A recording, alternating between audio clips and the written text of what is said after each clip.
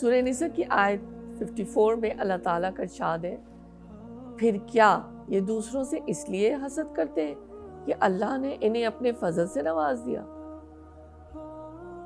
رسول اللہ صلی اللہ علیہ وآلہ وسلم نے نسائی کی حدیث 3111 میں فرمایا، آدمی کے دل میں ایمان اور حسد جمع نہیں ہو سکتے، یعنی یکجا نہیں ہو سکتے۔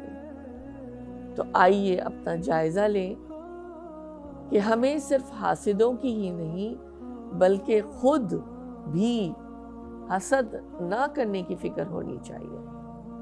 تو میسج کیا ہوا جناب؟ خدا جس کو بھی دے رہا ہے وہ اس کے نصیب اور حصے سے دے رہا ہے، اس کی تقسیم پر دل کو مطمئن کر لیجئے، نفس مطمئنہ بن جائیے۔ جو کچھ آپ کو اب تک ملا اور جو آگے ملے گا وہ آپ کے لیے بہترین ہوگا۔ اس روحانی بیماری سے پناہ مانگیے۔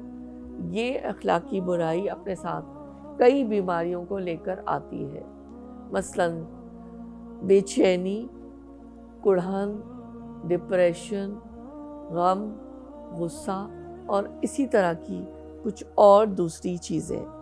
اور پھر آخر میں کیا ہوتا ہے کہ یہ ہمارا ایمان، جسم، جذبات اور روح کو بھی بری طرح نقصان پہنچاتی ہے۔ اللہ ہمیں تمام روحانی بیماریوں سے محفوظ فرمائے، آمین۔